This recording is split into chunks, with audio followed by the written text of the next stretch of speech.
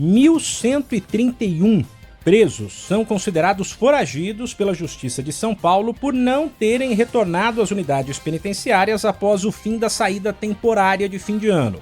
De acordo com a Secretaria da Administração Penitenciária, o Poder Judiciário autorizou o benefício para 30 mil pessoas que estão atualmente no regime semiaberto. O período de saída aconteceu entre os dias 23 de dezembro de 2025 e 5 de janeiro desse ano, portanto, a última segunda-feira. Em nota, a Secretaria de Administração Penitenciária informou que a chamada saidinha está prevista em lei e é de responsabilidade do Poder Judiciário. Ao serem recapturados, os detentos perdem automaticamente o benefício do regime semiaberto, voltando, segundo a pasta, ao regime fechado.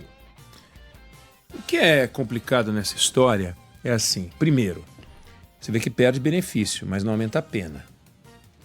O camarada deveria voltar, não voltou. Se prenderem ele de volta, ele perde benefícios, mas ele não tem agravamento da pena. Você pode chamar de agravamento o fato de que ele perde um benefício, mas aí ele não vai ficar, se condenado a 3 anos, 4 na cadeia. Não existe isso. O que é um erro. Em alguns países, se você fugir e se você faltar ao compromisso, você comete um crime. É um crime adicional. No Brasil não é um crime adicional. Não é só no Brasil, mas no Brasil não é um crime adicional. Outra coisa que está discutível, e aí os defensores desse sistema, eles usam estatística, dos 30 mil, 29 mil voltaram. Então é um sucesso. Sim, mas 1.000 não voltaram. Mas os poucos não podem pagar pelo que... né? A maioria não pode pagar pelo que a minoria faz. Desculpa.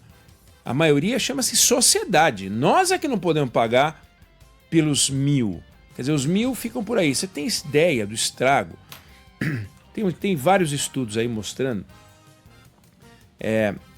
qual é o poder de fogo, de estrago, de cometer crime de um marginal. Um marginal leva um bairro à loucura. E se ele for trabalhador, entre aspas, produtivo, se ele gostar de roubar, porque tem ladrão vagabundo, tem ladrão aplicado. Se o ladrão é aplicado, acorda cedo, fala para a patroa que vai trabalhar hoje um pouco mais e começa a roubar. Ao final de um dia, tem 15 caras na delegacia de polícia dando queixa, boletim de ocorrência. Parece que o bairro está tomado pela marginalidade. Não está, é um cara produtivo. Agora você imagina um cara que faz isso todo dia até ser pego ou morto, né? Depois de 1 semana, 2 semanas, 3 semanas fazendo isso numa região. Muda as estatísticas do bairro. O bairro que é sossegado vira um bairro perigoso. E isso é muito grave. Então, 1.000 caras desses soltos, 1.000. Eu não sei qual é o perfil desses caras. Mas são 1.000, não são 10. 10 você diz, bom, 10, gente, 10 Mas são 1.000. Então, os defensores falam isso que eu disse, 29 em 30 mil, 29 mil em 30 mil voltaram, é a prova de que é importante ressocializar. Ressocializar é o camarada não cometer crime. E aí ele recebe uma pena e tem eventualmente o direito de usar tornozeleira, ou eventualmente o direito de terminar uma parte da pena dele em regime domiciliar. Pode até ser, em casos específicos. Agora, por que ele tem que ter o direito de passar o Dia das Mães, o Natal, com a família dele, se ele tornou um inferno a vida de várias pessoas, se ele roubou? Eu não estou nem falando quem matou, porque tem alguns crimes que realmente o camarada não sai. Não tem direito à saidinha. Mas por que ele tem que ser beneficiado com a saidinha?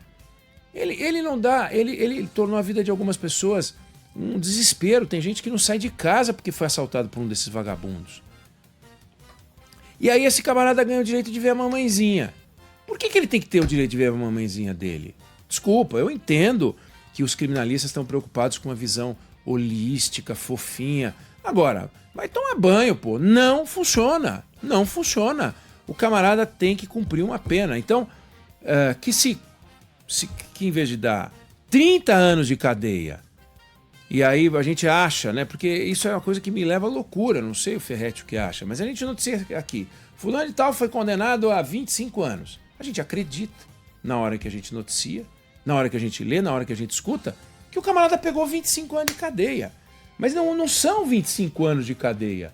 É um sexto, ele vai ficar 4. Então é melhor dar 4 e o cara fica os 4 do que essa enganação de que a gente acaba contribuindo para a desinformação de que o cara foi condenado a 25 anos. E não foi. Aí vai vir um advogado e vai dizer, foi sim, porque ele vai ficar um sexto da pena em regime fechado, aí depois ele vai para o regime aberto. Tá bom, mas ele vai e rouba, e daí vai para saidinha. Não dá, esse troço tem que ser discutido. Ou o trabalho da polícia, o trabalho do Ministério Público, o trabalho do sistema de justiça e a expectativa da sociedade são alinhados, ou a gente fica, a polícia tira da rua um cara, o sistema de justiça aplica a legislação e deve aplicar mesmo, então a gente precisa fazer uma adequação da legislação com o Congresso Nacional, aplica, e aí a gente fica frustrado, o nosso conceito de justiça fica abalado. Aí a gente questiona o papel das instituições, a gente começa a falar mal do Poder Judiciário, a gente começa a falar mal do magistrado, o magistrado fica bravo porque acha que a gente não consegue entender o trabalho deles, porque eles fazem a aplicação do sistema existente, do arcabouço existente, o que é verdade. Então, precisa ter um alinhamento, uma discussão transparente. Como é que a gente vai fazer com que a sociedade saiba qual é a punição real que um vagabundo desses vai ter? E não essa farofa que agora está lá, mais mil. Aí a gente vê a polícia fazendo operações inúteis, como é as operações que a gente vê nas grandes cidades aí. Vão lá, mobilizam 500 policiais, custa uma fortuna. Essa operação vai lá e prende 3 Barnabé, 3 gato pingado, 3 caras, não prendem de um grandão. Os americanos fizeram uma operação em Caracas, que eu não estou defendendo, morreu menos gente do que na operação do Cláudio Castro, e eles tiraram de lá o Maduro.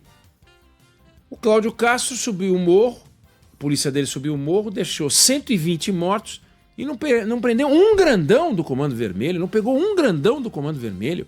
Quer dizer, será que inteligência, trabalho organizado, não está meio caduco, não?